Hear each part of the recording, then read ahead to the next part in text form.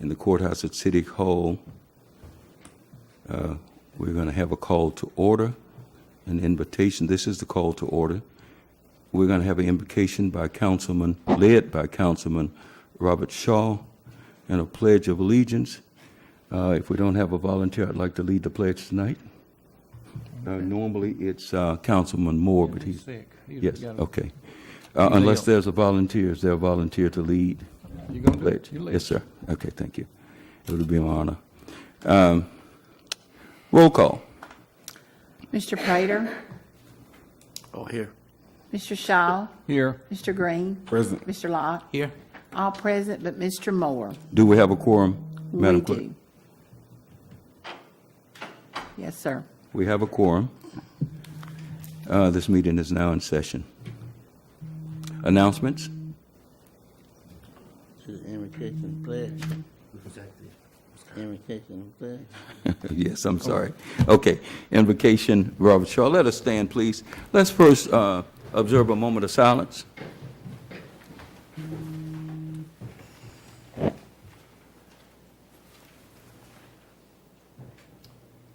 Lord, we thank thee for this opportunity to come together tonight. Thank you for the many blessings that you've bestowed on all of us, Lord. Thank you for that.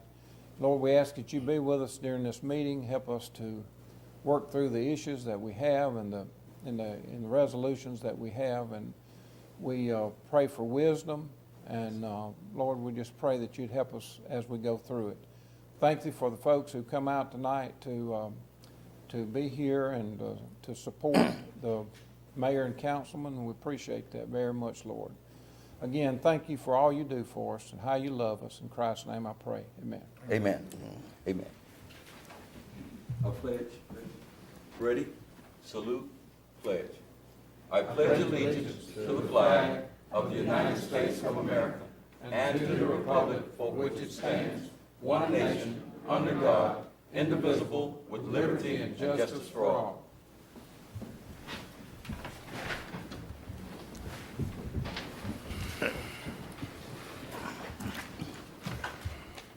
Announcements?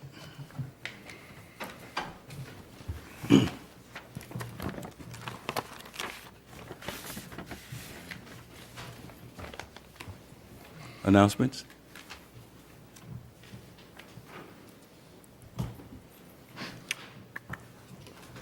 Public comments as they relate to items on the agenda. Are there any public comments? Well, thank you all for attending.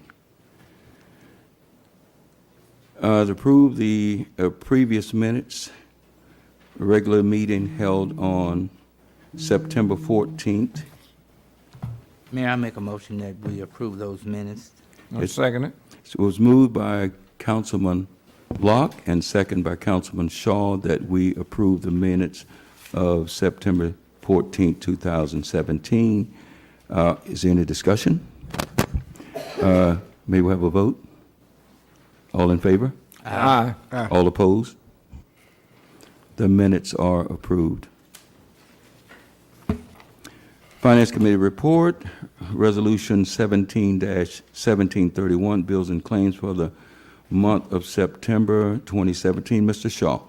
Yes, Mayor, we have reviewed the bills and claims for the month of September of 2017, and I make a motion that we accept the bills and claims as paid. We have a motion by Councilman Shaw, the chair of our Finance Committee, that we accept the bills and claims. Second. Finance Committee report. Second by Mr. Locke, Councilman Locke. Any discussion? May we have a vote? All in favor? Aye. All opposed? The ayes have it. The Finance Committee report, Resolution 17-1731 is approved and accepted. Resolution 17-1734, commending Mr. Barry Johnson upon retirement as Street Superintendent for the Bastrop Public Works Department. Mr. Isaac Gray, is Mr. Johnson here? Okay. Mr. Isaac Gray, would you come, please?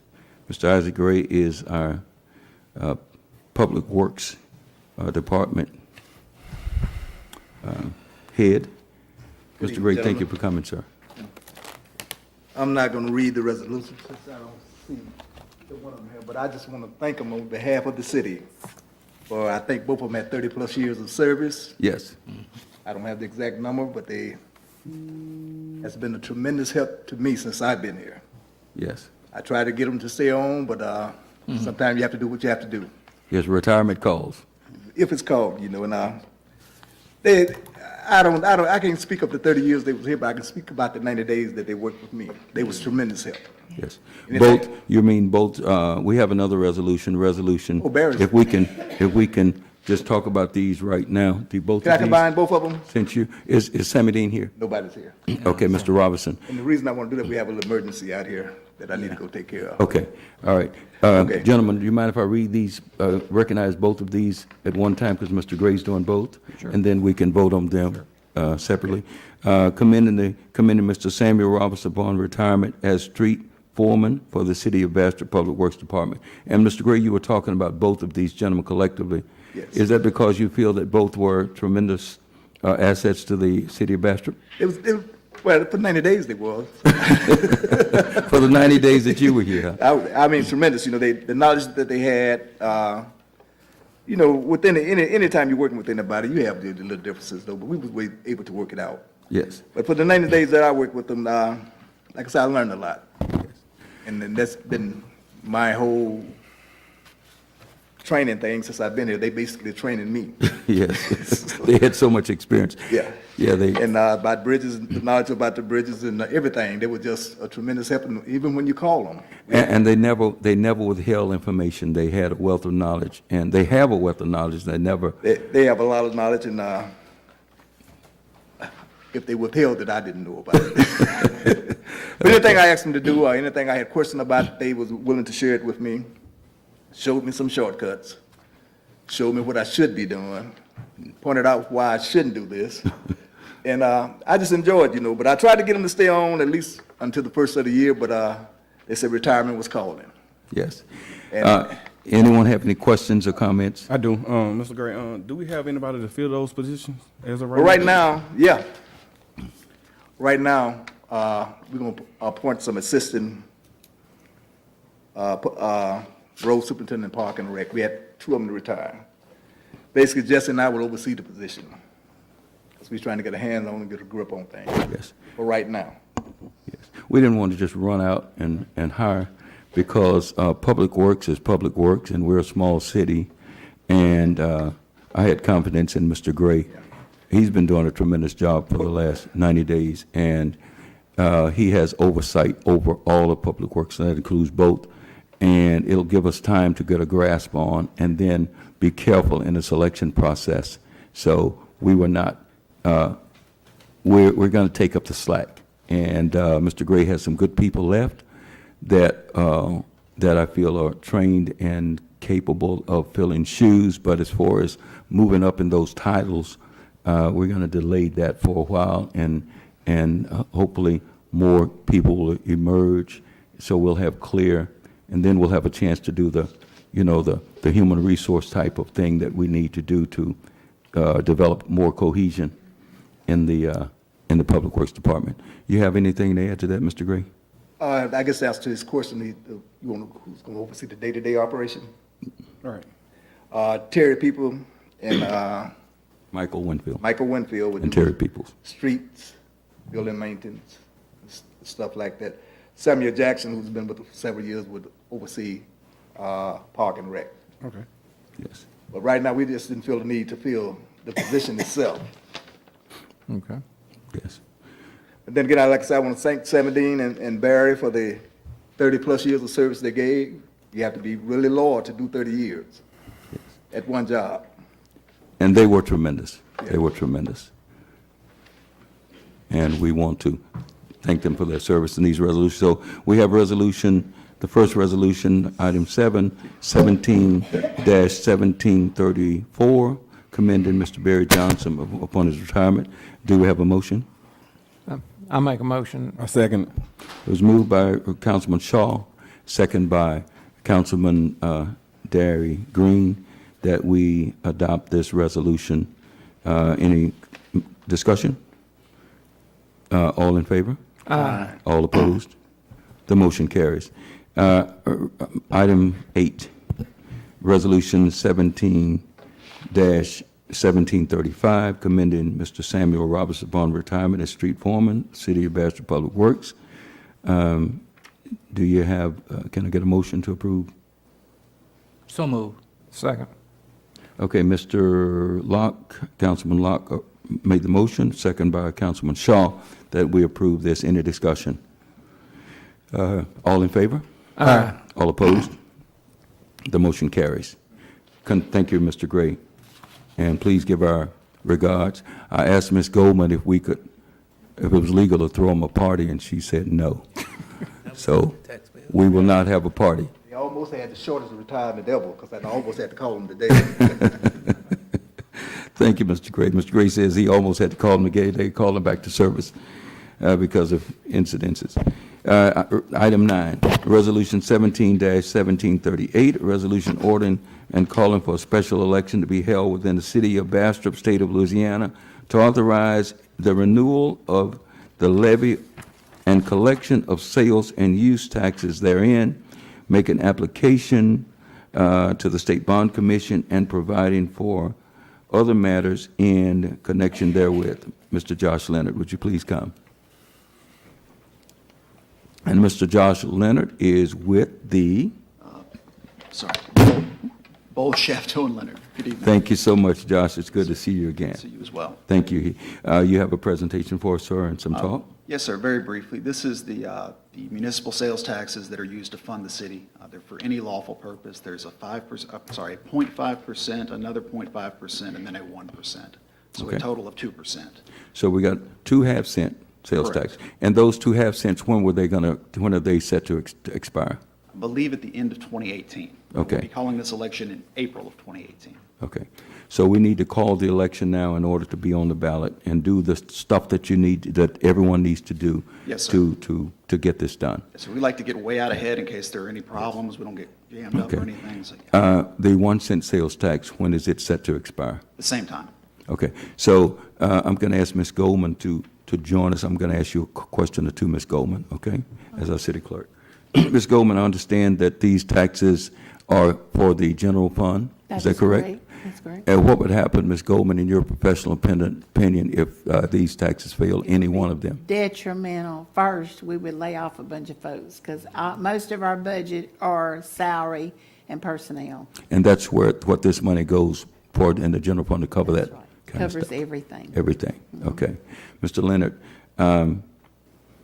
do you have anything else to add to this? Just to say, this is just the beginning. It's a lengthy process, but we Right. will keep everybody informed, and we are available anytime if anyone has any questions.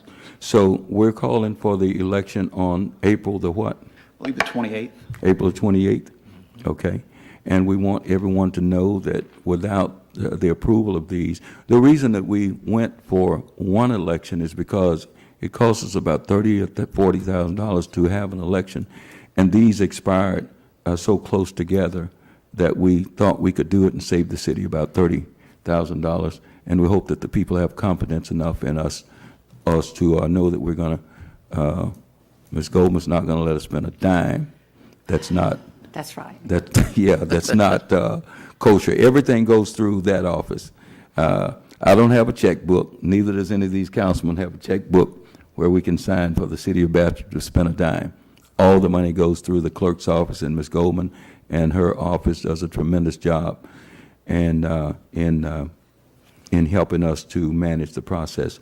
And thank you, and give our regards to Mr. Bowles and everyone at the firm. Thank you, Mayor. And we We thank, just need to make sure that everybody understands this is a renewal. It's not a new tax. thank you, Councilman. Right. That needs to be communicated very well throughout our, So this is not going to cost anyone an extra anything, huh, Rob? well. It's just No, I mean, renewal. it's the same. Buy more, you cost you more. It's renewal. These Okay. are for 10 years. Yes. These are for 10 years? Which is what 10-year our renewal. previous is. Okay. Renewal. Okay. Thank you, Mr. Shaw, because that's very important. These are not new, nothing's new. You'd go, if you make the same purchase at a store or a business, you'll pay the same amount after next year that you're paying this year. And for the last, ever since I can remember, these have been on the books for quite a while. Item 9, Resolution 17-1738, a resolution ordering for the calling of the special election. Do we have a motion? I make a motion, we accept The this motion's been made resolution. by Councilman Shaw, Second.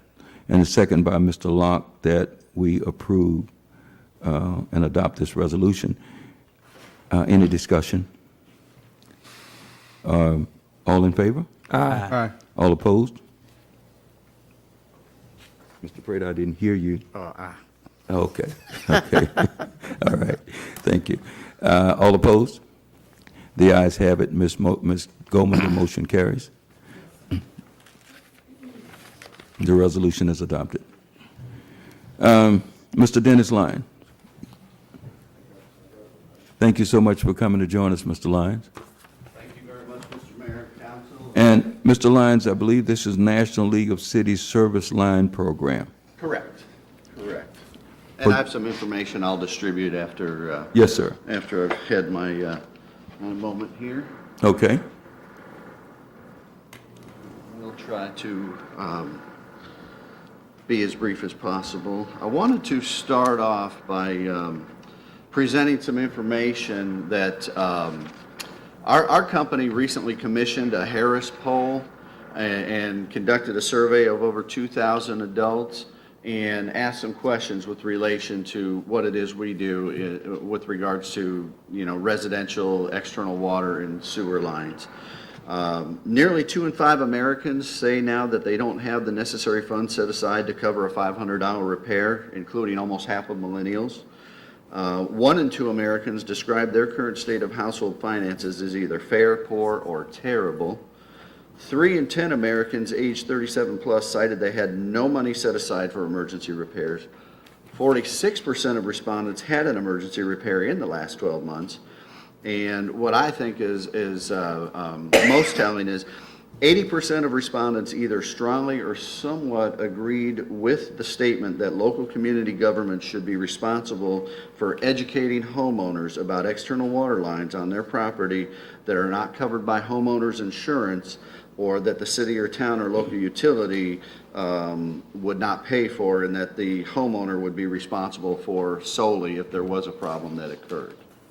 So this is a recent Harris poll that we had commissioned that, obviously applies to what it is that we do. Again, my name is Dennis Lyon. I'm with the National League of Cities Service Line Program. We are the only service line program, that is endorsed by the National League of Cities. There are other companies that provide these types of services and protections. However, we do things a little differently in that we partner with the municipality in order to educate residents on what their responsibilities are for their external water and sewer lines, the lateral lines that are on their property that the city is not responsible for. Because of the way we do that, conduct business and partner with the municipality, that is what earned us the endorsement by the National League of Cities, the vetting that they put us through to see how it is we conduct our business compared to other companies that basically follow the practice of mailing direct to consumer. That typically causes issues for communities because the coverage isn't specifically tailored to what the resident is responsible for. So what it is that we do, is, well, first a little bit about us. We are an accredited Better Business Bureau business with an A+ rating, and we were a winner of the Torch Award for Marketplace Ethics by the Better Business Bureau. So what our program does is it basically addresses the public policy issue of aging underground utility infrastructure, both on the private and the public side. Cities like yours, you do your part to maintain that infrastructure, but it's the homeowner's portion that's typically forgotten in this process, which is where we come in. So what we do is when we partner with you, we craft a message that we provide to you for your approval and for your input as well. You have say in what that message is that goes out to those residents. We send a message to the resident that informs them and educates them as to what their responsibilities are when it comes to these service lines, as well as provides them with an option to enroll into voluntary coverage. So nobody's automatically enrolled in anything, but you're making available to them coverage to transfer the risk of those lines to our company. Excuse me. It's something that we provide as a complete turnkey approach for the city. So we handle all aspects of that program, the marketing, the billing, the claims, the customer service. There are absolutely no public funds used, and there's even an incremental revenue stream that the city can participate in should you decide to adopt the program and make it available to your residents. So really the way to think about it overall is a free public awareness campaign. You're educating your residents, hey, if something happens to these lines, this is your responsibility. This money is coming out of your pocket. This is not the city that takes care of this. This is not the water utility that takes care of this. So that letter that we send has that message to inform them of that. For residents who do decide to participate, just like any other type of insurance or anything that you have, really what it provides you with is peace of mind. For just a few dollars a month, they're transferring the risk of the lines over to us. What they get in return for that is we have a 24/7, 365-day call center that if they have any issue, they call us. We set up a network of local licensed contractors in order to keep any of the revenue in your community. We want to make sure that money stays in this local economy. Also, local contractors are going to know what your codes are, and they're going to be able to perform the work up to the city standards as well as what our standards would be. They pull the proper permits and so on. If the city has recommendations on who to use or who to go to for that, for our vetting process, we certainly appreciate that. However, we do have a process set up on our own to find those contractors. So again, the idea is to keep the money here. We want to keep the money in your economy. What the residents receive for their coverage, I'm going to get into a few specifics here. Water and sewer are set up identical. They do also include well and septic. The way the coverage would work for the residents is they would receive up to $8,500 per repair incident. That $8,500 would also cover public street and sidewalk cutting if it was necessary to make that repair. Our coverage has no service fees, no deductibles, no annual or lifetime limits, and there are no limits to the number of claims that a resident can file with us in a calendar year. Currently, we have a 98% claim satisfaction rate, so 98% of our claims are paid out when a resident files a claim with us. That 2% typically falls into the area of someone who did not pay their monthly premium, because we don't do annual contracts. We don't tie people into something. That everything is month to month, so occasionally somebody might forget and they go to file a claim with us, and we typically will work with them to try to help them with that as well. What that would cover is, in the case of water lines, thawing of frozen external water lines. I don't know how much that might be an issue around here. Broken, cracked, or leaking pipes, tree root penetration, or even something just as simple as a clog that needs to be cleared out. And again, no annual limits, no limits to the number of claims that someone can have within a calendar year. We also provide an in-home plumbing protection. That gives a resident up to $3,000 per repair incident. That covers all in-home water, sewer, and drain lines after the point of entry into the home. That does include lines that are embedded under a concrete slab or a basement floor, or even just the clearing out of a clogged toilet. Again, no service fees, no deductibles, no annual or lifetime limits, no limit to the number of claims for the in-home plumbing coverage as well. As far as marketing to your residents, excuse me, that is something that we do strictly by direct mail, so you don't have to worry about telesales. You don't have to worry about individuals going door to door harassing residents, and you don't have to worry about the residents getting bombarded with direct mail, because we have 3 products that we offer. So we do 3 mailing campaigns per year. We market 1 product at a time to avoid confusion with residents. We want to make sure they know what it is that they're looking at and what they would be enrolling in should they choose to do so. Again, The letter that we send out before it's sent to the residents, it's sent to the city for approval and even for recommendations on how to say, change phrasing or what have you. And if ultimately you decide you don't want us to mail, we don't mail. That's right in the agreement that we have with the city. I mentioned the revenue stream that the city could participate in. The way that works is the city would receive once a year paid out in the form of a royalty every January, 50 cents per month per paid warranty contract. So for example, if a homeowner were to enroll into all three coverages, the city would receive $1.50 per month paid out in January. That's city revenue to use as you wish. We have city partners now that will put it into their general fund. We have cities that will set up programs to help low-income individuals who struggle pay their utilities month to month. Individuals that maybe suffer a high water bill due to an extreme leak, you can use it to offset the cost. Or if you don't want to participate in that revenue stream, which many cities don't, that savings is passed directly on to the residents who enroll in the program in a 50-cent reduction on their premiums when they enroll in that, in whichever product they enroll in. I've covered the letter. What the city's role is in this partnership, what we ask for is the use of the city logo and a signature from a city representative on the information that we mail out. Excuse me. And for that reason, again, that's why we reach out to you for your review and approval of anything before it's ever mailed, because we want to make sure that the message that we're sending is what you want to say to your residents. We want to avoid any kind of confusion as to what's being offered and who's offering it, so the letter is very clear that it's something that's offered by an outside company with permission of the city, not by the city itself. We give you a press release before you introduce the program to let residents know they're going to receive these letters. It contains our information. It directs them to contact us with any questions that they may have about that program. Once you participate and we send you that letter and you approve that letter, we even let you know when that letter is going to be sent, so you have an idea of when the residents are going to start receiving it. We are the only company that does use this partnership method. Other companies, as I mentioned, do mail direct to consumer. We partner.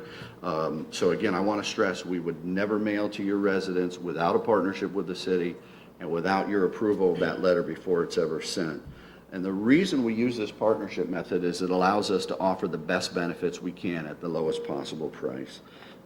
And also because the National League of Cities demands that we have that level of transparency in how we do business in order to earn their endorsement. There are 8 programs that are associated with the National League of Cities, but we're one of only 3 programs that actually has their endorsement and is able to use their name in our program. Something that you also get with your partnership, in the name of transparency again, is we give you access to an online partner portal. So as a city, you're able to see real-time data on how many residents are enrolled in these programs, specifically which programs they're enrolled in. Excuse me. If you participate in the royalty program, you can see the accruing royalty as individuals are enrolled. Any claims that are filed, you'll be able to see claim amounts that are paid out. So you'll be able to see how your residents are benefiting by participating in the program. And what I think is most important on there is the customer satisfaction surveys are housed there. So anyone that files a claim with us, whether it's good, bad, or indifferent, is uploaded to that partner portal. So that allows you to keep an eye on us on how we're doing with our internal customer service. It allows us to keep our eye on those local contractors so that we can make sure they're doing the work up to your standards as well as ours. And if we see any issues, we can act on that rather quickly. One last thing I'd like to point out, by endorsing this program, if you choose to do so, you are not preventing other companies from providing similar type coverage to your residents. You're simply making a program available to them that wouldn't be otherwise without the partnership. So we don't demand exclusivity. As of today, we are partnered with over 475 municipalities in North America. At this time in the state of Louisiana, we have Arcadia, Louisiana, that I've brought on board. Quite frankly, previous individuals haven't spent a lot of time in the state of Louisiana. It was due to our previous business model and the way our representatives traveled and so on. I conduct most of my business from the inside, and then I come to city council meetings to present what it is that we have to make available. Are there any questions at this time? Anything that anyone would like to ask? So you bill whoever participates direct to the homeowner? Correct. We handle the billing. We don't ask you to do that. We don't ask the water utility to do that. That's something that we take care of because, the involvement of public funds. You'd be spending public money to do that. Are you asking for a contract with us and with the city and you, or what? Is that a contract? We do a marketing agreement, yes, and I haven't provided the city with a copy of that marketing agreement because we weren't at that point yet. Okay. But I can make that available for review and approval of the city attorney. Yeah, that's gonna be my next question. And one thing I'd like to point out is it's not a rock solid agreement as is. Nearly every city attorney has things that they like to see. I know one thing you'll like to see in there is because we administer the program, there's language that holds the city completely harmless and indemnifies the city of any liability. What you wanna look at. The limits and liability of the city. Correct. We're liable. Are you saying that, that your company offers protection sort of like you get for your car with AAA or Allstate Motor Club, where if you go out and you have a flat, but I'm saying it's with water lines and sewer lines, right? Correct. So we could make that kind of parallel analysis or analogy, that it's like you buying an insurance policy to protect you in case your pipes freeze or you get a stopped up clogged sewer line. Correct. Then they don't call the plumber, they call your line. Is that Correct. correct? And your people dispatch the plumbers, and you indicated that you would seek to use local plumbers. Correct. And that we could even give you a list of local Bastrop plumbers. Correct. Is that correct? Correct. How do you determine price based on, do you do it on square footage of a house, or do you do any inspection to look to see whether the house is off the ground and more prone to freezing, pipes freezing? How do you determine pricing? Okay, great questions.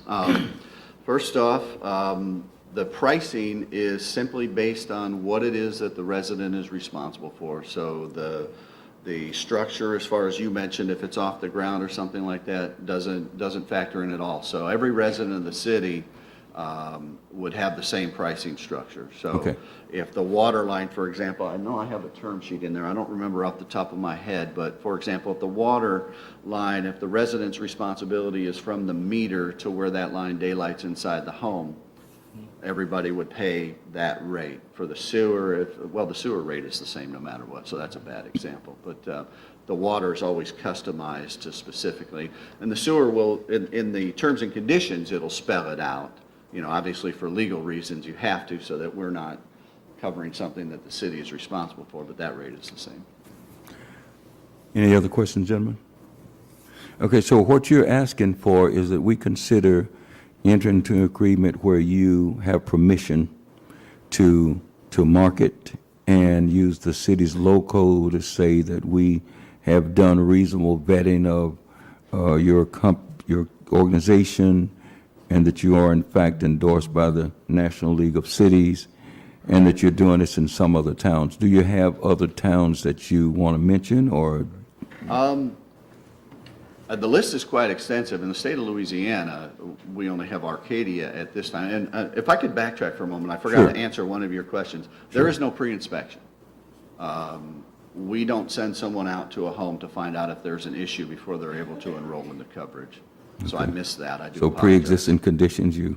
Correct. It's a 30-day waiting period. So when you sign up for the coverage, after 30 days pass, the coverage begins. So if you've got a problem that you can hold out and wait 30 days, there's nobody that's going to, come out and look at the home or deny that claim. I mean, we have a customer base right now of about 3.1 million. So if occasionally those kinds of things sneak through, we can absorb that. So it's just a simpler way to do business. But I mean, we've got,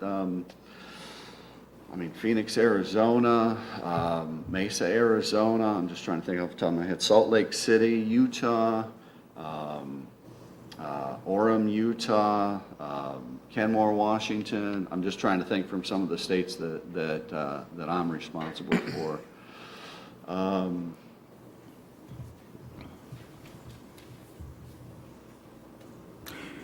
Well, I believe we're working with LA County now in California. Okay. So, I mean, it's an extensive list, and I'll make that available to you. so you're offering protection for water coming in and sewer going out to where the water company representatives back there, so from their meter to, on that side, on the home side, they're responsible for everything. Correct. And to get rid of that water for the sewer, and our sewer representative is also in the building, and we have quite a few problems that people don't identify what's theirs and what's ours, what's their responsibility and what's ours, and that's always in dispute. You know, I got a stopped up sewer, and it's got to be on U City. Sure. And Brad's had me out on some of those calls, and they are kind of a gray area sometimes to most people. And so you're taking that worry away from from citizens. Is that correct? So Correct. they don't have to worry about.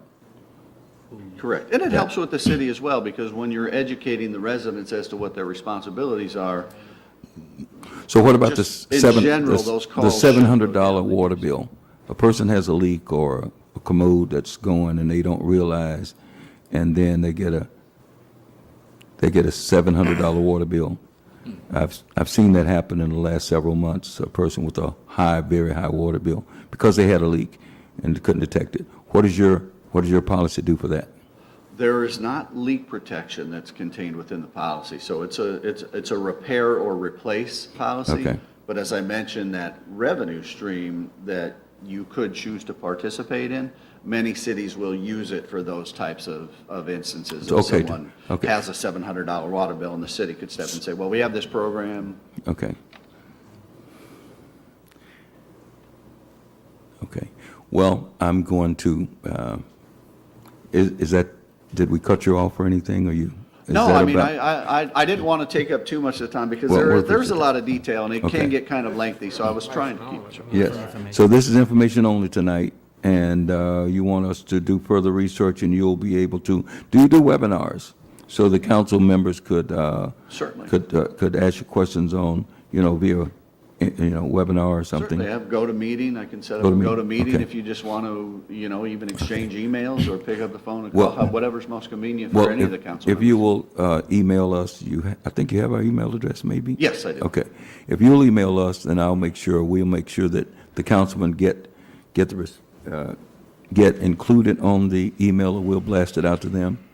And if you can give them more information, and maybe some may be interested in your credentials to see actually where you are endorsed by the National League of Cities and that kind of thing, then we would appreciate it. Absolutely. But I think the program's good for a lot of people, depending on cost, of course. Yeah. But it takes the worry away, just like having a AAA sticker or an All-State Motor Club or some sticker on your car, and you break down on the highway, you don't have to worry about getting towed or getting a flat fixed.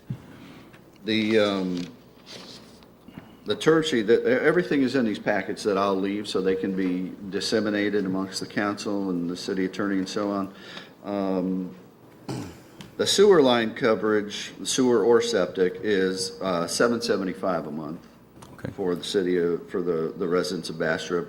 The external water line coverage would be $575 per month, and the in-home plumbing coverage would be $999 per month. Okay. So that is contained in this information. There's also a recap of what I've gone over with a little bit more detail.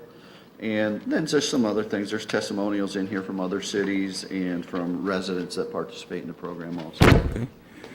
Last question, Mr. Leonard. Where'd you come from tonight, to be here tonight? The company I work for is just outside of Pittsburgh. Okay. So I did a little bit of traveling today. Well, thank you for coming down. Well, thank you for having me. I appreciate it, and it's always nice to see other parts of the country too. Yes. Okay. Well, thank you very much. Very, very good presentation. Thank you. We Thank you. appreciate you. Leave this with the clerk. Okay. Is that all right? was information only, and, I'm sorry, I said Josh, I'm sorry, Mr. Lyons.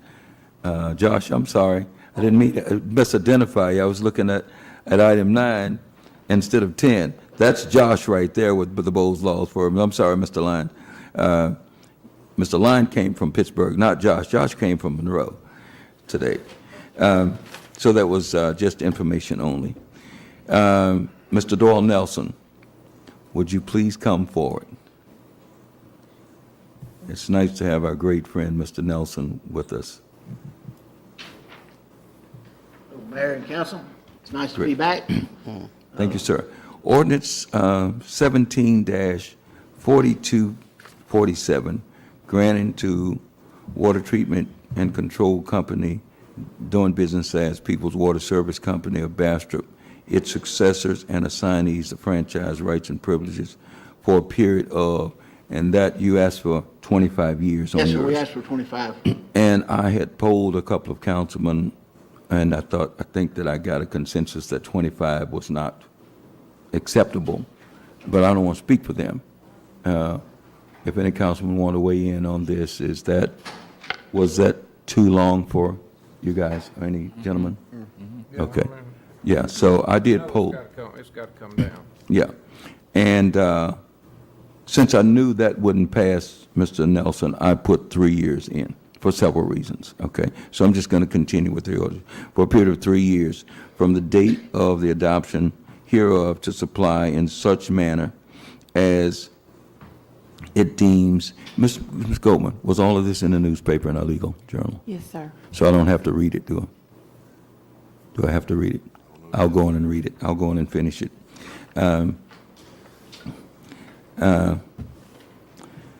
People's Waters, through the city of Bastrop to supply such, in such manner as deemed necessary through the city of Bastrop.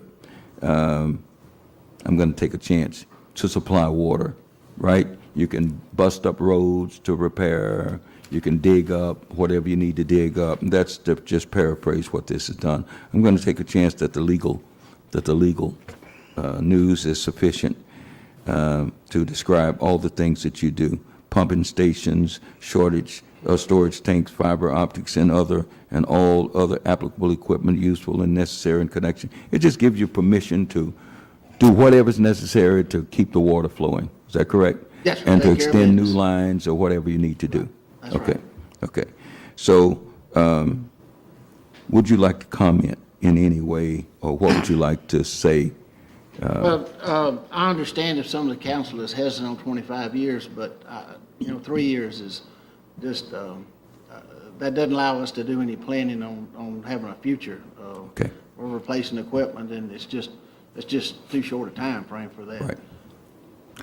And I totally agree with you. And my reason for suggesting 3 years is that we have impaneled, each council member has recommended and appointed. It was going to be an automatic appointment because they really appoint. I didn't want to appoint a commission to study. Mr. Nelson, water is the most precious resource on earth, more precious than oil or any mineral that can be extracted from the earth. Water is necessary for life, and it's a precious commodity. And I thought it necessary that before we grant a 25-year, quarter of a century right to have exclusive control over water in the city of Bastrop, that we owed it to the residents to examine the water company, because there's so many failing.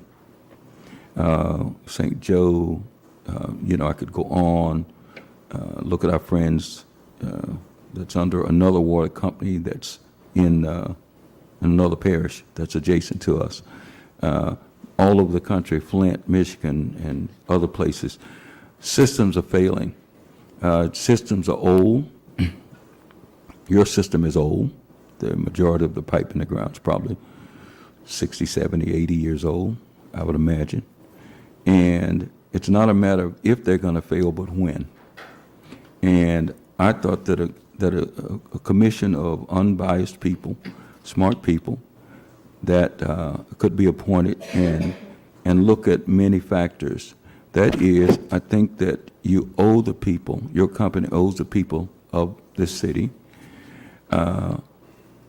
some type of analysis as to what condition we're in, how much infrastructure you plan to replace if it was 25 years, how much will you have to spend to replace? I think you just replaced some pipe by the post office, is that correct?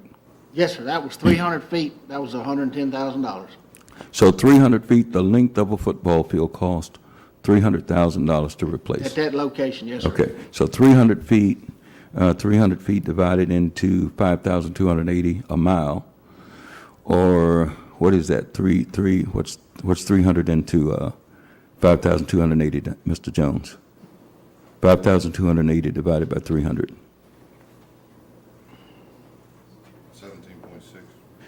17.6. So there's 17.6 sections, 300-foot sections in a mile. So we'd have to multiply 17.6 times $100,000. What is that, Mr. Jones? 1.7 million. About But it depends 1.6. on the location, of course. That's a Yes, sir. very complex. Under the street, yeah, Under no. the US yeah. highway and with Okay, gas and. so that's 1.7 million per mile. We have 165 miles of mains, of course, not all of that big. You got some smaller mains out. So to replace all of them, we could maybe estimate at least $800,000 per mile on the average, 800, 900,000, maybe $1 million per mile. Because you got, 10-inch, 8-inch, 6-inch, 4-inch. That's just, I don't know, that's Yeah. speculation. I can't. Okay, I can't so say that. it could conceivably cost $80 million to replace the system. I'm saying it could conceivably cost of somewhere beyond what we have and what you might have. Beyond what most people have, yes. Yes, sir, what most people have. So since it's a matter of not if it's going to fail, but when it's going to fail to the degree that we need to do some major stuff, I hope that the commission asks questions and that your company can answer from an engineering standpoint. What do you project that you need to spend over the life of a franchise agreement? And if you have to borrow that money, will all of that be passed on to consumers? And consumers need to know what to expect as best we can let them know. And I feel deeply that a rubber stamp is not appropriate at this point. We need to know, so once the citizens of Bastrop make up their mind and say, this is what we'll accept, we kind of feel what's going to happen. We know that there can be a catastrophe, a major catastrophe, something that's latent defects that we can't discover, that we don't know and no one knows the answer to. But I think that we have resources like Louisiana Rural Water who can come up, they got engineers and it's free service to brief our commission and the public. These meetings will be open to the public. Public can ask questions. I showed you a picture of a break down at Pearl Street last week. Yes, sir. We had a break on the corner of Pearl Street and Madison. Madison. I was on my way to prayer meeting, Bible study, a week ago. And there was water gushing up out of the ground. Your guys were across the street trying to cut off the main line. And I took pictures of it and I shared it with the council. And I said, it's not a 105-degree day. The ground shouldn't be stressed, and I know they can break at any time. But that was a break, correct? Yes, sir. We had a 2-inch main break there. 10-inch? 2-inch main? Yes, sir. Okay, so that was a 2-inch main. That's a 2-inch that served one vacant house on Madison, 1907. Okay, Madison. okay. So it just affected one house. So there was a main going that just did the... It came off an 8-inch main, yes, sir. That Okay. goes down Madison. So you do have 8-inch pipe out that far? Sure, yes, sir. Okay. And how are those repaired? Do you put a clamp around them and tighten them down? Well, each repair is unique, depends on what kind of, if Okay. the That main one, splits, we what do use you a clamp. think you did to that one? You think you put a clamp on it? We put a piece of pipe in, an old valve, or a 2-inch valve was leaking, and put in a new valve. And Okay. And look, I know pipes don't last forever. yes, sir. That's why we're having this discussion. But my concern is that we don't know, I don't know, And I'm not comfortable enough to just rubber stamp an agreement that's open-ended, that just, that says, here's permission. So we want the USDA Rural Development to come up and talk about this. We want we've arranged for our Washington lobbyist to come down, and he has some ideas. We want to talk with, other consultants and presenters who can just say this is what it is, and we can present it to the people of Bastrop and say, here's the state of water for the future. And Well, Mr. Cotton, but my only problem is I hate being picked on as a water company. I don't think the gas company's getting this, or the phone Okay. company, Let or me, even the city's own sewer system that's does it, this. I'm glad you bring that up, and that's why I say that water is the most precious commodity in the world. It's the one we should be concerned with most, because with gas, we got an option with a total electric home. With electricity, we got options with heat pumps and gas. With Suddenlink, we got an option with AT&T, okay, for our internet service. With What about our sewer system? our sewer system, I talk with that man every Monday, okay, the man that runs it, and it's farmed out, it's owned by the city. And we're not trying to take your company, Mr. I was in a cornfield, with that man, with the sewer people, with Denman Engineering yesterday. Isaac Gray and I were riding with Mr. Costello and Denman Engineering, trying to find valves that we had dug up these people's cornfields. So we don't take lightly and just give him a pass. We do net DMR stuff every month, and we have just as much diligence with the sewer system. He's right back there. You can ask him. Well, what I'm saying is, do you have a plan? Have you done this much research on your own facilities? We are doing it. Okay. Yes, sir. And they are going to look at the sewer system. I went to Baton Rouge to answer to the Department of Environmental Quality about a 10-inch line that we got tapped going into Horse Bayou. Could cost us $20,000-$30,000 a day fine. So we're on a hot seat with nobody. The DEQ doesn't give us a pass, and I don't give Viola a pass. I ask this gentleman tough questions every week. I ask him to come show me stuff, and we went with the engineers yesterday, Isaac Gray and myself. We were up on Boniferry Road in Fields, we went across the Horse Bayou on both sides. We got our shoes muddy, and I had a meeting with the governor, and I had to wear muddy shoes yesterday. So we are doing diligence everywhere. We're not picking on people's water. Well, We want the best deal we can from Suddenlink. I don't like the fact that Channel 7, the public access channel, buzzes all the time and just has posters. I'd like to see them, we're going to ask them for more. We're prepared. I got a PowerPoint. I'm ready to meet with the committee. We're willing to I show, mentioned that but- to Councilman Shaw, that you are going to be the first presenter with the commission. But we need time for the commission to do its work. We have Mr. Doyle. We have the 2020 census coming up. Bastrop could be below 10,000 people. If I did a linear regression on the population based upon all the census data I could find, and my data shows that Bastrop will have 10,001 person. Okay, I can show you the math in 2020. If we have 9,999, we're in a whole different class for borrowing money or getting grants. 10,000 below, you got grant money. 50,000 above, there's more grant money. 10,000 to 50,000, we've got to compete with every other city our size in the state of Louisiana for community development block grants. The person with the worst problem is going to get the money. Okay, so there's public-private partnerships possible. Yes. We might want to talk to you about that. Sure. Because I've talked to lawyers, and they said, have you ever thought about public-private partnerships? So there's a whole range of things between rubber stamp, and we're not going to try to hostile takeover, okay? Right. So, Well, but what between I'm those saying two is extremes, the 3 years, it just doesn't give us enough time to. okay, let me invest tell you money in why. this Let me budget. tell you why I did or wanted a 3-year extension. Because I know that in order for you to go into the money markets, you need a long time. Yes, sir. Because nobody's, you can't go into Wells Fargo or some hedge fund and say, hey, guys, I got a 3-year agreement, I need $7 million. And they say, well, how long is it going to take you to pay it out? Well, 10 years. Well, you only got a license for 3 here. I'm not going to loan you the money. I know what a fix that puts you in. But if we extended it to 5 years, okay, then you're in a worse fix because that's only 60 months out, in my opinion.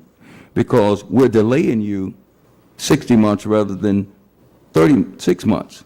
So in 36 months, we know that the census will be being done,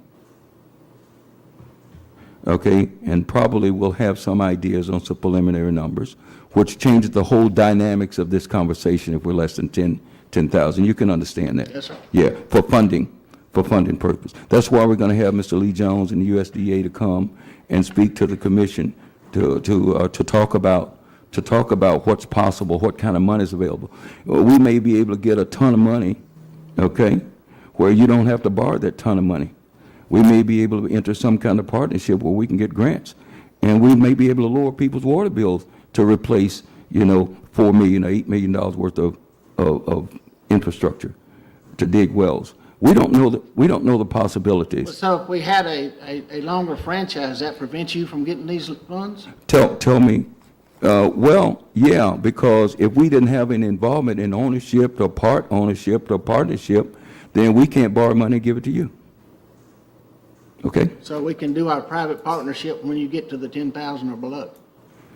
Yeah, I wouldn't recommend it if we were 10,000, if we were above 10,000 with what I know now. But I'm saying, I'm not going to recommend anything. I'm going to let these people do their due diligence, and I asked Ms. Vanessa Watkins Gates, after trying to get Dr. William Alexander, she is not a puppet. I hadn't asked her to take my point of view. I just asked her, keep an open mind. We're going to put these people in front of you, rural water. We're going to put the USDA. We're going to put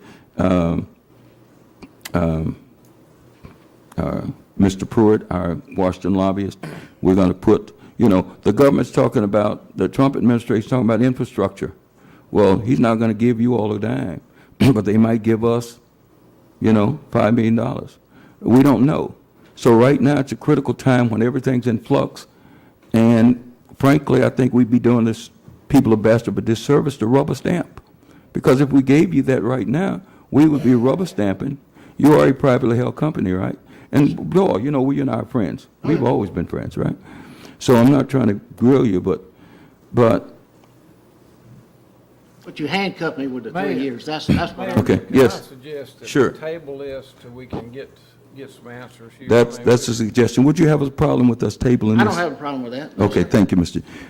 It's been recommended that we table this. Can I get that in the form of a motion? I'll make a motion. Mr. Shaw makes the motion that we table this, which suits me, and do more research and let our Utilities Advisory Commission, all the members have now submitted names, and Doyle, you know that you and I sit here, and we were the only ones here when we asked the public that served outside, not just with Peoples, but with Suddenlink or anyone we sign agreements with, to come and give us input. We said that there was I appointed one member, Ms. Vanessa Watkins Gates, and Mr. Green, who's your member? Steve Wood. Mr. Locke, who's your member? Riley Lucas? Raleigh Lucas. Mr. Shaw, who's your member, sir? Elva Greer. Elva Greer. Smart people. Who's your? Sarah Fudge. Sarah Fudge. All smart people. Very brilliant people, and mostly probably have time to do this work. More time than me and these councilmen have time to do it.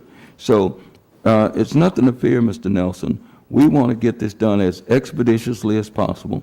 My thinking was that 3 years would maybe not allow you to go into the marketplace, just like you can't go in the marketplace today with less than 1 year left on your agreement. Would you agree?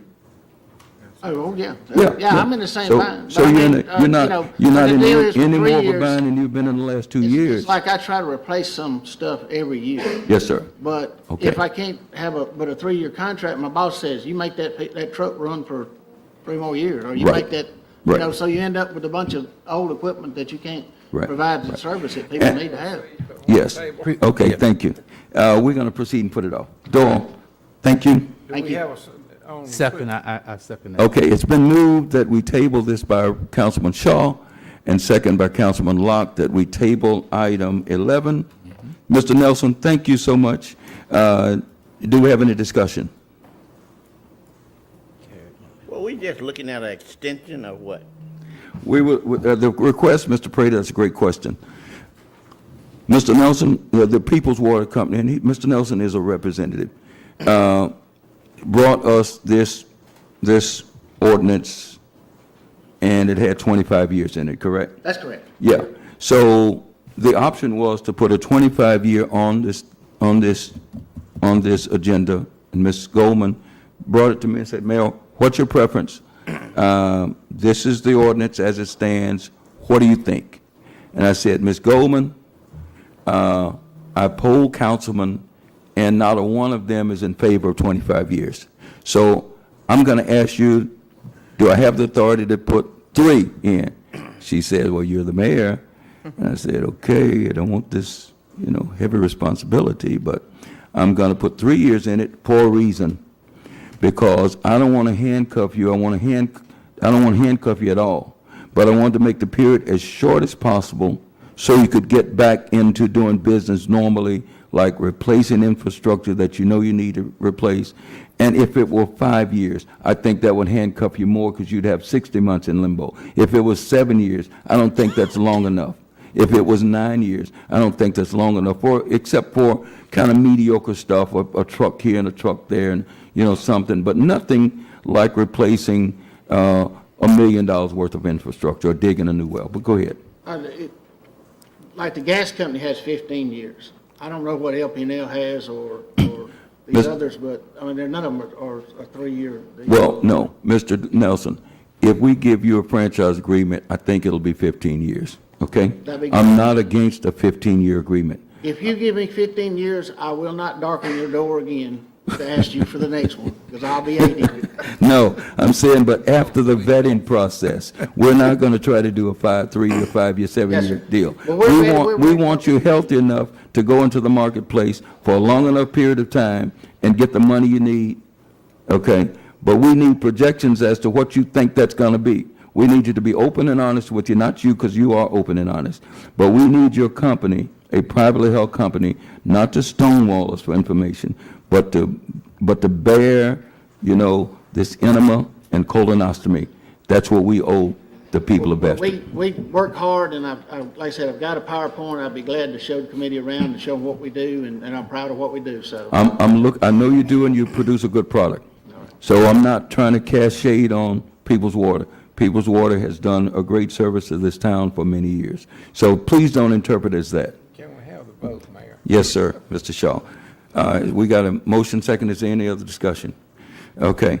All in favor of tabling this item? Aye. All opposed? The ayes have it. The item is tabled. Ordinance 17-4247. Resolution 1732, forgive me.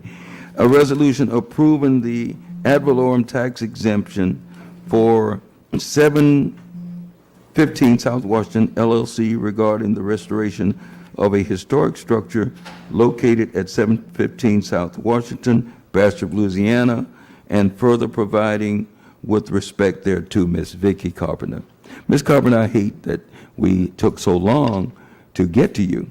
Well, I agree. Water is very important. We should have put you as especially- item 2, okay? If I'd known, we would have put you up the ladder. That's So we okay. apologize. That's And all you right. have I'm a gonna make it gentleman, brief. you have a gentleman there with you? Yes, Mr. Kerry Banks. Mr. Banks, sir, it's so good to see you again. You too. Thank you. And you guys have done a wonderful job over here. Ms. Vicki, you have the floor, so please. As y'all know, my name is Vicki Carpenter. About the year 2000, I was very active in Main Street, very active. And Main Street had various programs that encouraged restoration of schools. And of course, we had an eyesore in downtown Bastrop, located at 715 South Washington. And we saw it as a historic site that needed to be put on the historic register. We went out and did that and made it a main project and included it in the historic district so it'd be qualified for tax credits and such. So as a main project, it took several years. I don't know exactly how many, maybe 7 or 8 or 9, but you see the results. There are 68 apartments down there for seniors. It's a beautiful restoration job. It's brought people back to Bastrop that never would have been able to come back. I have a dear friend that I grew up with that lives on the 3rd story and loves it. And I am here to request a renewal for a tax exemption on that property. And we're talking about the old school that's right there. Once was Bastrop High School. It was built in 1927 as Bastrop High School. So it's 90 years old. And it was vacant and probably would have been fallen through by now. It was in pretty It bad would have shape. belted by now. Yes. We paid, or at least it was paid to the school board, $100,000 for that property. Okay. It was a $13 million project. But those apartments are unlike any other apartments you'll usually see in senior housing. They have washers and dryers. They have all the conveniences you can imagine. They have internet service, and a certain amount of their light bill they don't even have to pay because there's solar panels on the roof. And it goes on and on. I mean, it's not the typical senior apartment. You'll notice I'm very proud. It's very pretty, very attractive, and definitely enhances the entrance from South Washington. So what is your recommendation, Ms. Carpenter? I would like- regarding this exemption that we have before us? The apartment complex, 715 South Washington, known as the historic Bastrop Apartments. We're asking for a renewal for the property tax on the building. The exemption, okay. Exemption, yeah. Okay. Exemption, I'm And sorry. these projects, these historic projects, I was in one Monday down at Vantage, the old Virginia Hotel downtown Monroe. And without these projects, Monroe had a problem with buildings falling in, the old Washita Bank building, the Virginia Hotel and all of that.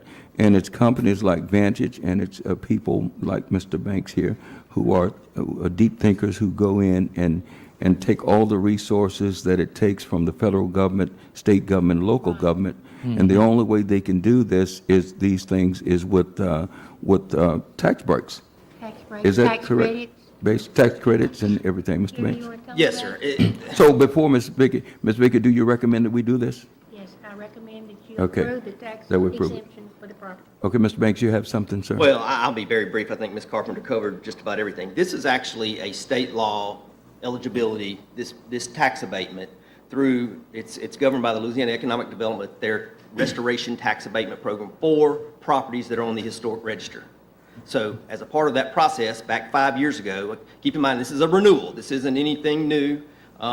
We are eligible for one more 5-year exemption as long as we can get a support from the local jurisdiction. And that's what we're asking here today.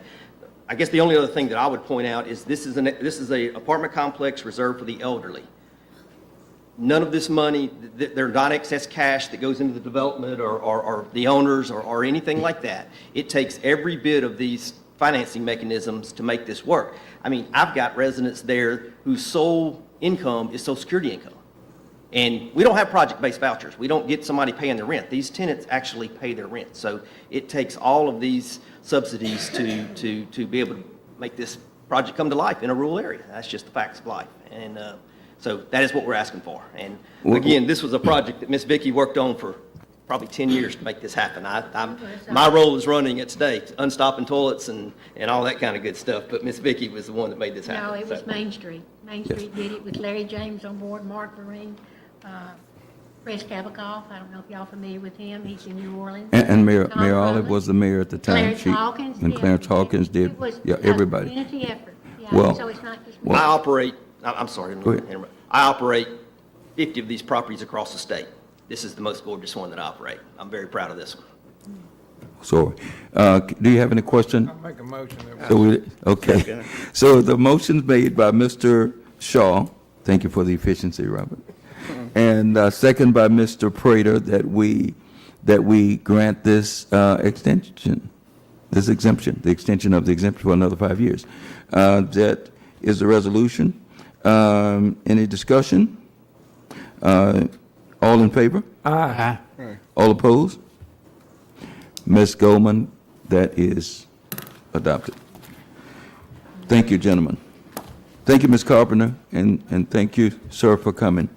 Resolution 17-1733, a resolution authorizing granting the mayor of the city of Bastrop, Louisiana, authority to institute any and all measures, including but not limited to the initiating litigation and or negotiation, filing a bankruptcy credit claim, and or seek approval to be placed on the creditors committee and the like, all as a measure to protect the city's interests and or solid obligation that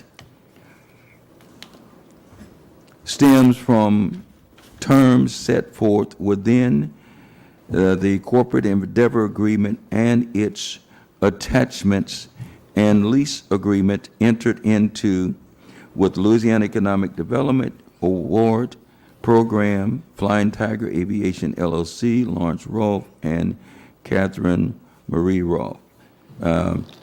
As we know, the Flying Tiger organization operated a flight school training mostly agricultural pilots.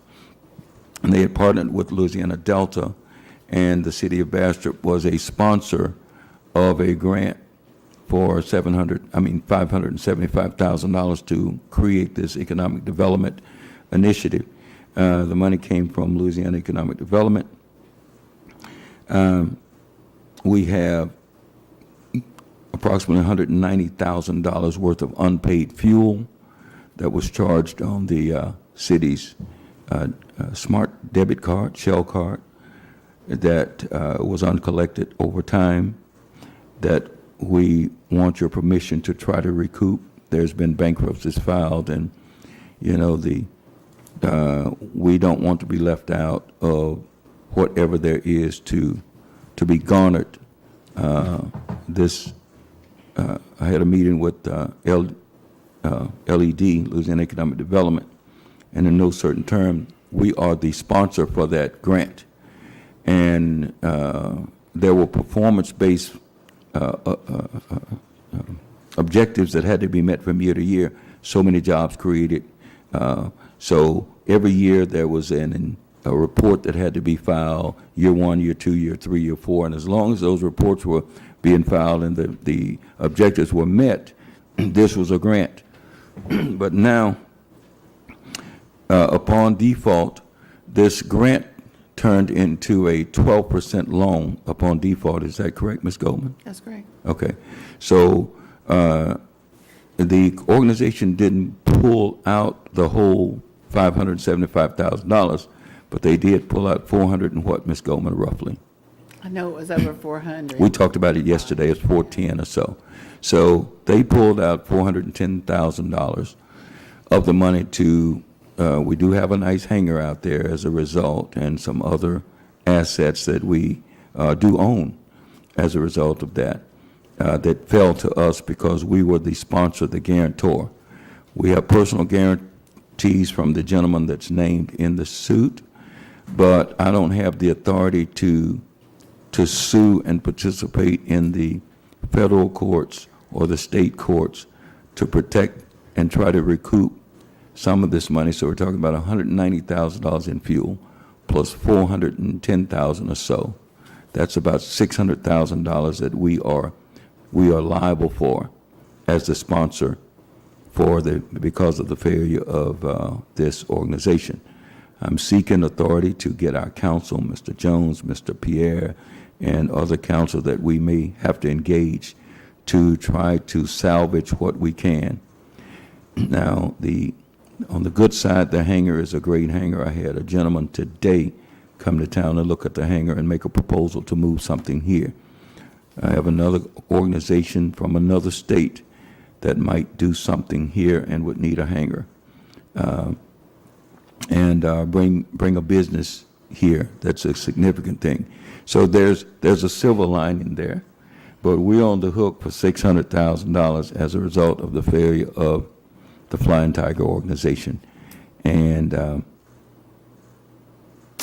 I just need permission to use the services and the minds of our attorneys to do the best we can to turn a bleak situation into a brighter situation for the people of Bastrop. Do we have any questions about that? Mayor, did we have discussion with them, from our counselors? Yeah, face to face, before we go with a lawsuit? That's a good question. Mr. Lawrence had written a letter. Do you have a copy of that letter, Ms. I Goldman? don't have it with me. Okay. Mr. Lawrence had written a letter making a demand for the fuel because there was no failure. It was just that they had we gave them a discount on fuel. Right. We have an automated system out there with it, and we let them use our smart card to get fuel. The problem is that they weren't paying their monthly fuel bill over more than a year, probably 2, I guess, I don't know. But they were running thousands of dollars worth of fuel, and we just failed to do what's necessary to rein them in before it got out of hand.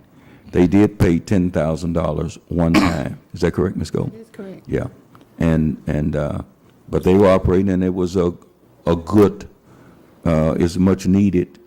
That concept would work, but something happened. Flying Tiger was providing a much needed service of training ag pilots. It cost about $63,000 per pilot, and they were getting student loans, and the money should have been there, but things happen in these kind of situations, and now we are on the hook for the $600,000. We've already spent the $190,000. That's already come from our coffers.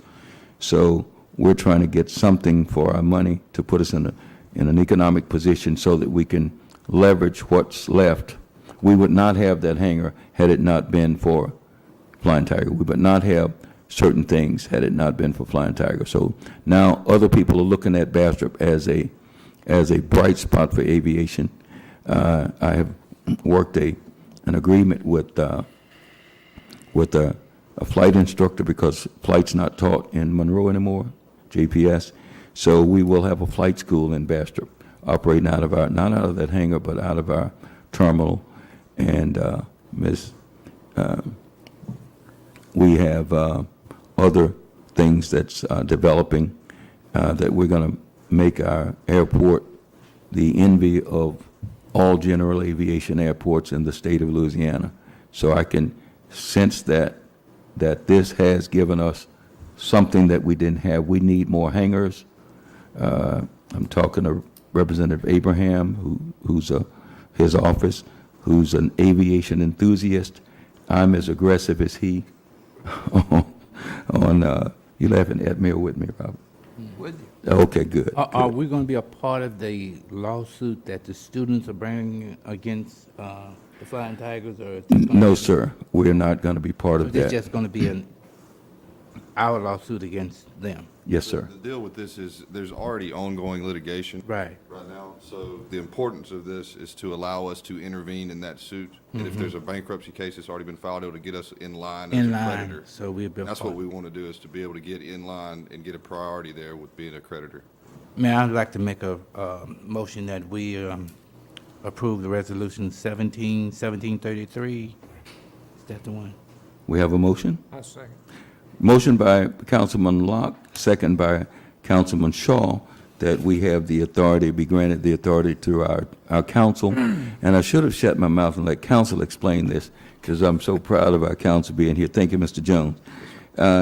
Do we have any discussion, any questions? Yes, what are we going to do to avoid this in the future?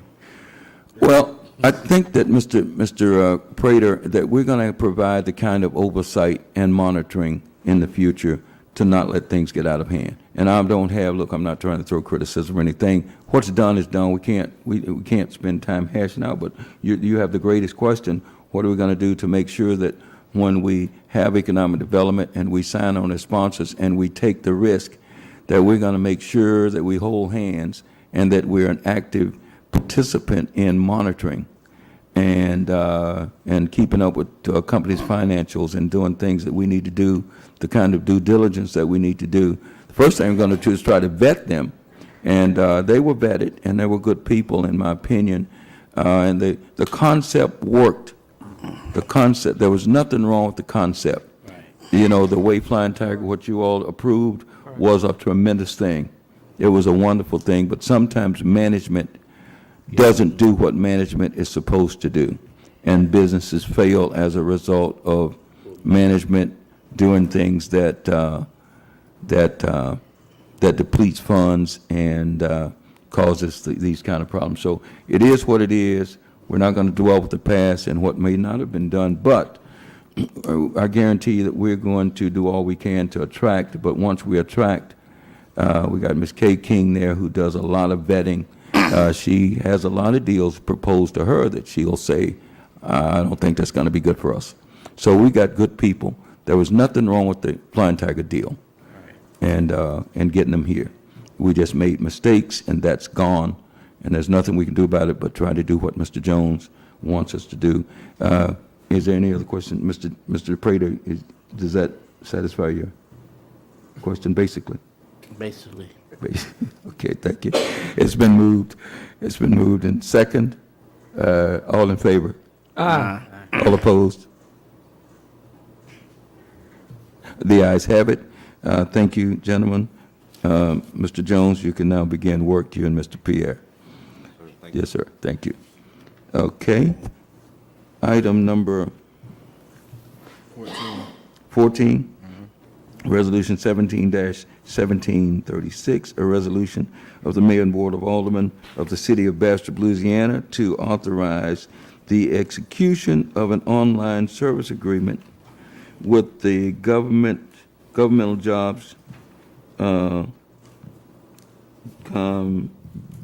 Incorporated, DBA as NeoGov for the Bastrop Fire and Police Departments.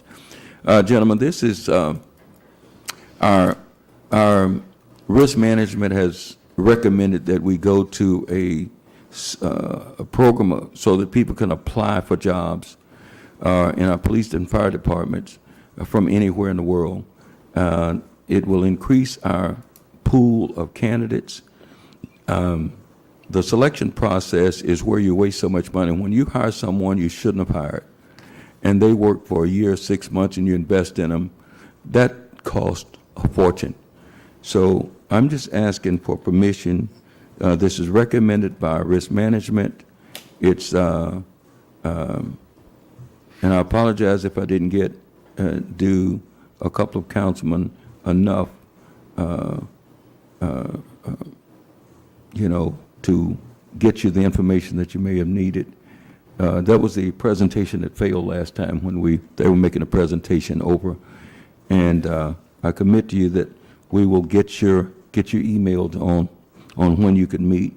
I contacted, the problem that I have, I can't get 3 of you guys together at one time because that would violate open meeting law. So we can't meet except to do one-on-ones and one-on-twos. So I apologize. But I do ask that you will trust us enough to let us subscribe to this software. We're not a big town, but we're a progressive town.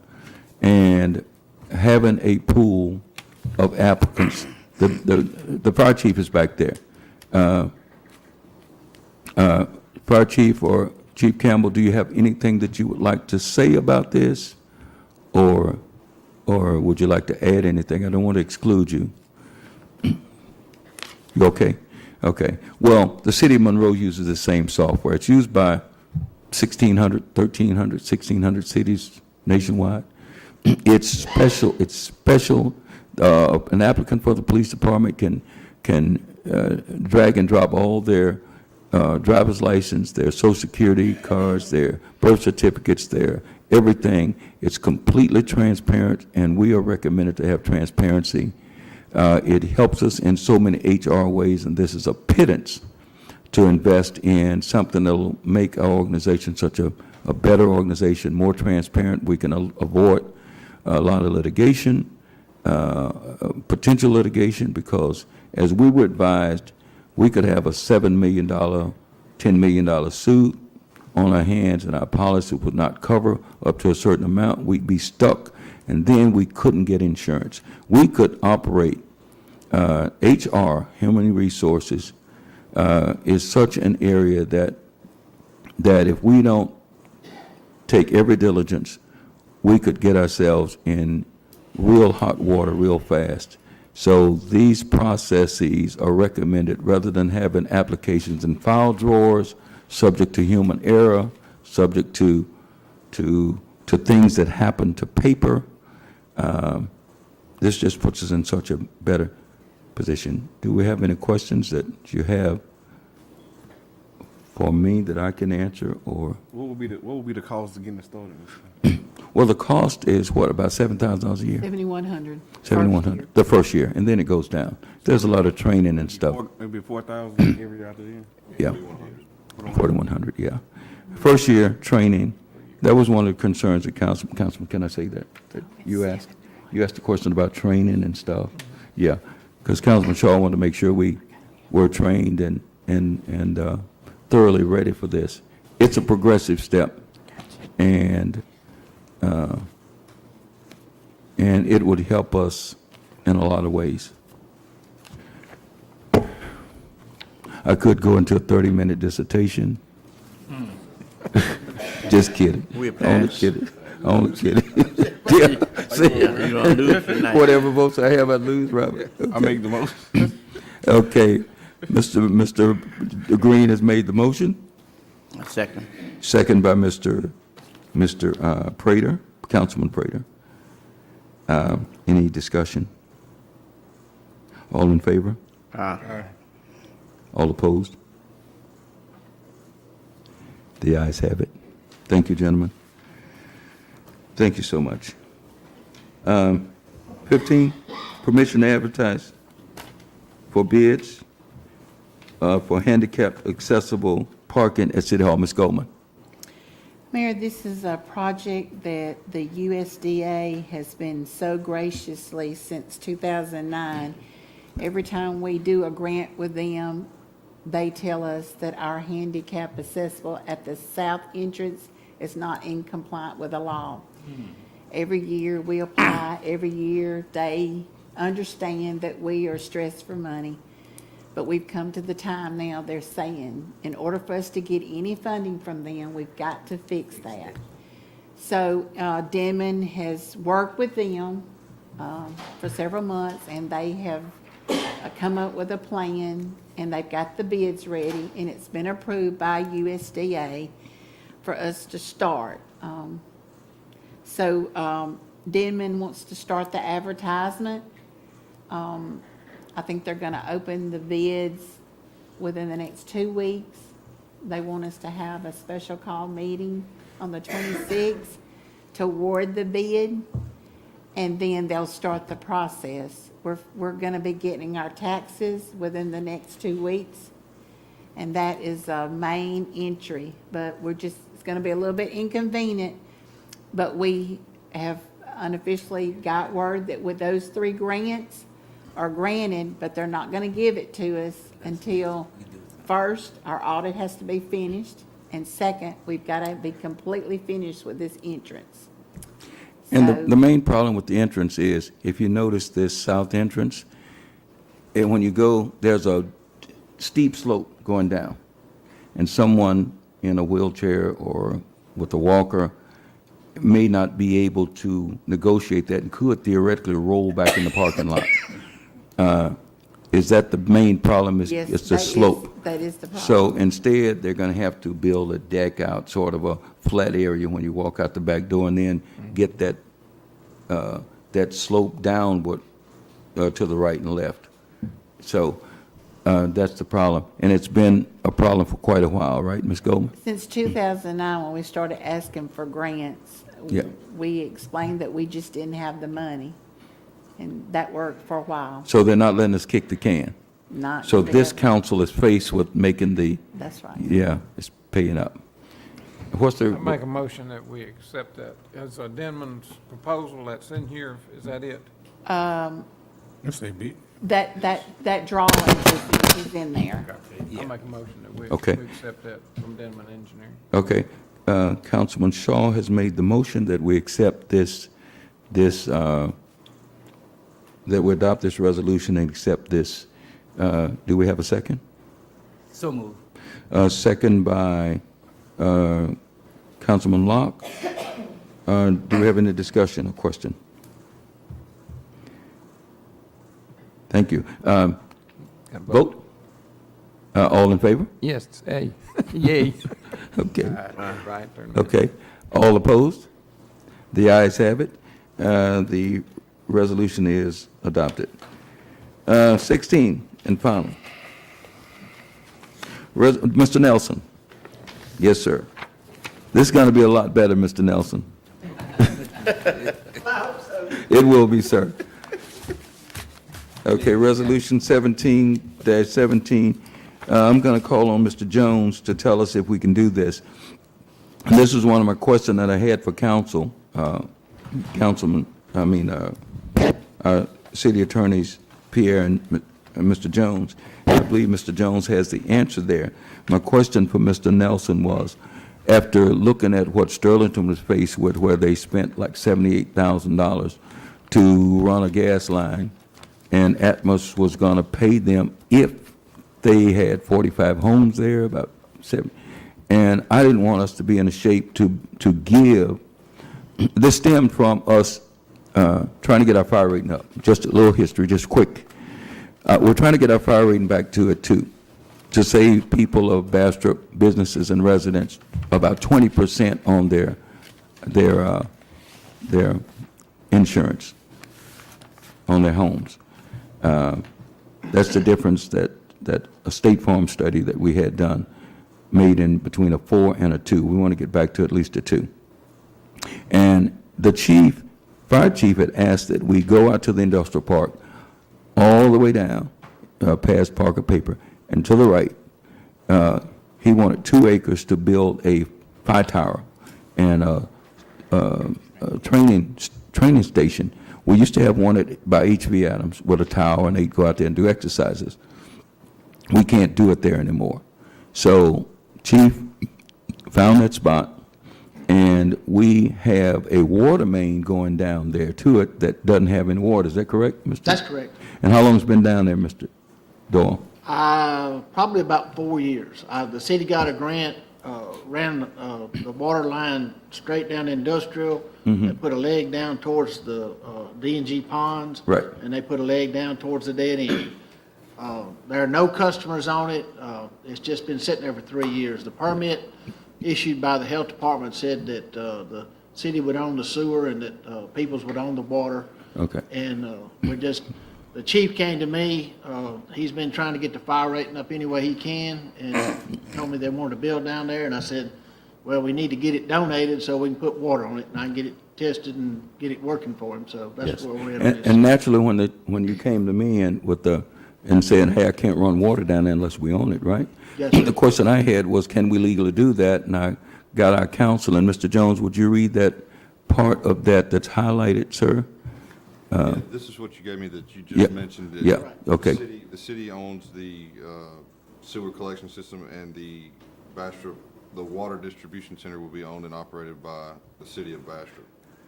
So that's what our counsel came with. Go ahead, Mr. Jones. The only question that we had, and this is just authorizing you to do act of donation. If it's not something we can legally do, we wouldn't do it at that point. But the only problem that would arise is that the city was given a grant to get these pipes, and whether or not we are able to donate property that was given by grant. Yes, sir. Is the question that arises. Yes. So that's what we're still researching. Well, I think that answered it. With Mr. Pierre. But we got it answered. Mr. Jones, Mr. Pierre just probably didn't translate it. This part? Yeah, but that's the purpose, in the purpose of the grant that did. Mr. Pierre didn't get a chance to talk to you before the meeting, and we we'd resolve that today. Okay. So If y'all- I if y'all made the apologize. determination, Yeah, then and it's my fault because you had called me. Right. So I apologize for not getting that to you, and didn't get a chance to speak to you right before this. But thank you for coming up with that, Mr. Jones. And the purpose in the grant, it was specified that they were supposed to own it. So Ms. Goldman researched it, and Mr. Jones and Mr. Pierre, the teamwork that we have, and can't have a better team than this. Thank you, Ms. Goldman. You're welcome. Okay.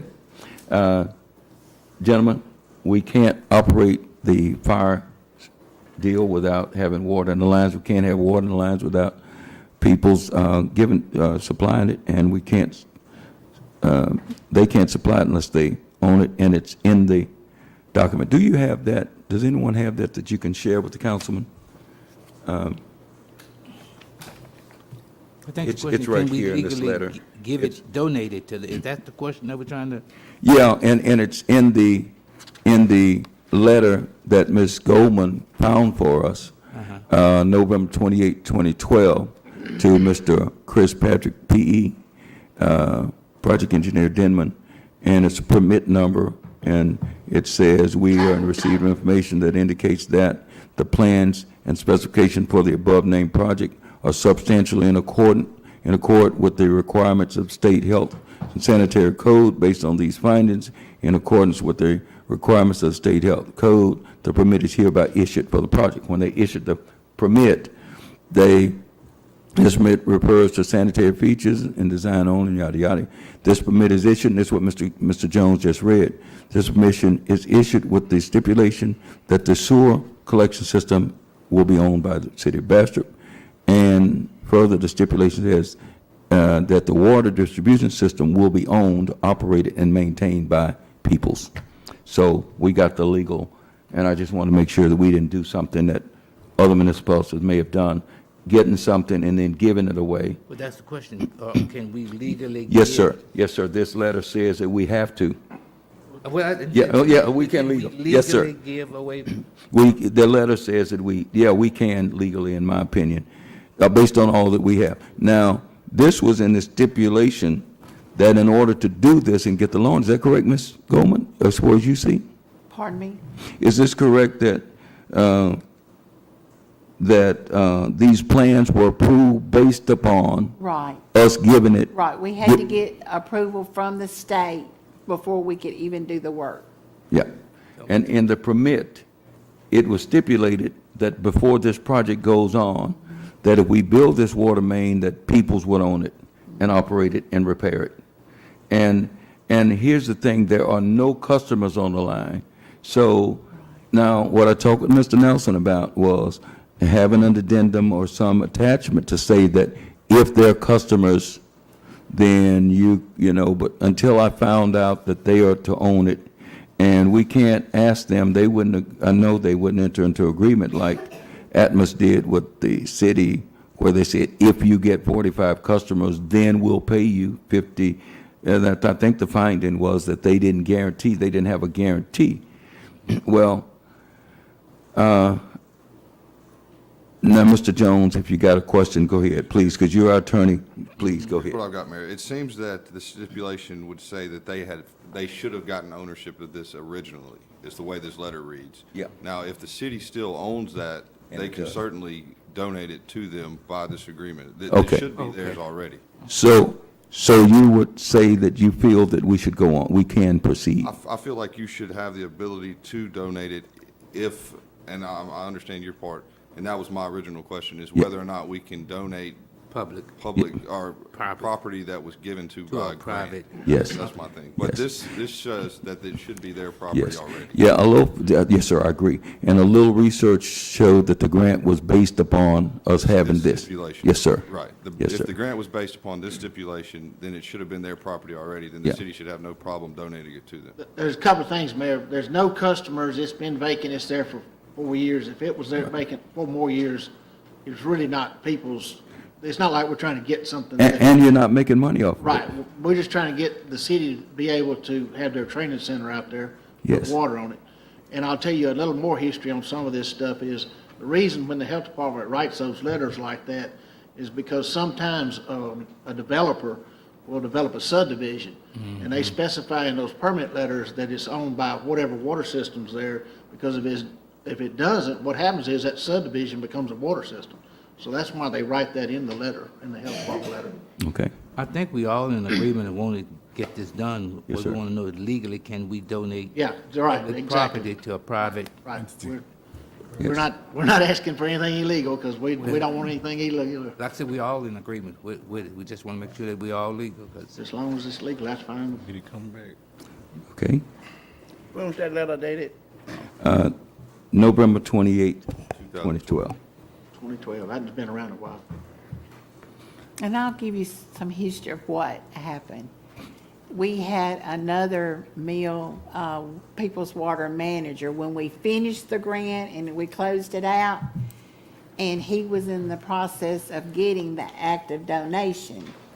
Well, he left before that was done.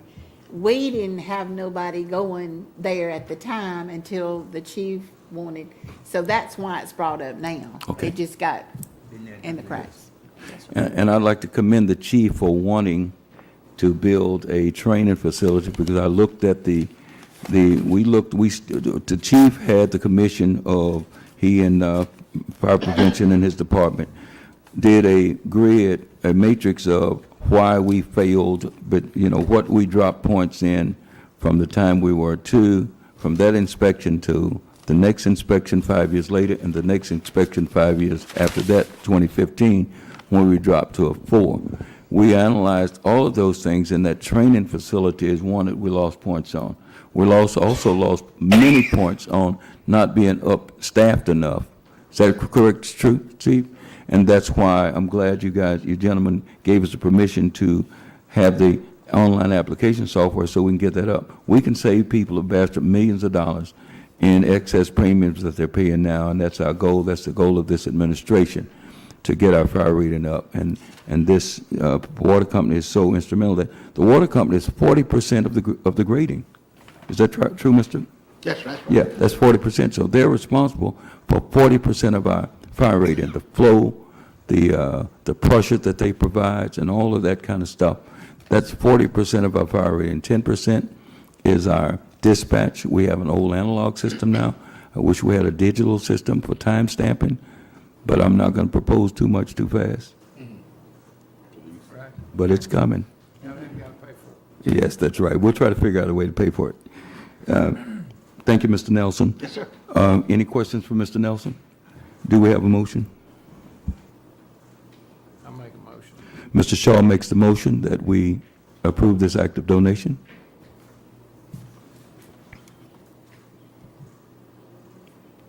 Is there no one else want to take the second it. risk of I the second it. liability? Well, we're all going to vote on it. We live on Mr. Jones. And you don't like jail, ain't you? Okay. Yeah. Okay. Mr. Shaw makes the motion. Let the record show that Mr. Shaw made the motion. And let the record show that Mr. Locke seconded the motion. Question or comment? With the approval of our lawyer. What is that? With the approval of our lawyer. Mr. Locke duly notes, So we all- Ms. Holmes, that with the approval of the lawyer, you don't have to put that in, of course. It's in the audio record, Mr. Locke. Do we have any yeses? All in favor? Yes. Yes. All opposed? The motion carries. Thank you so much. If we could get a motion for item 17 to adjourn. So move. Mr. Locke, Second. it's been moved by Mr. Locke and second by Mr. Green, Councilman Green, that we adjourn this long meeting. Any discussion? All in favor? Aye.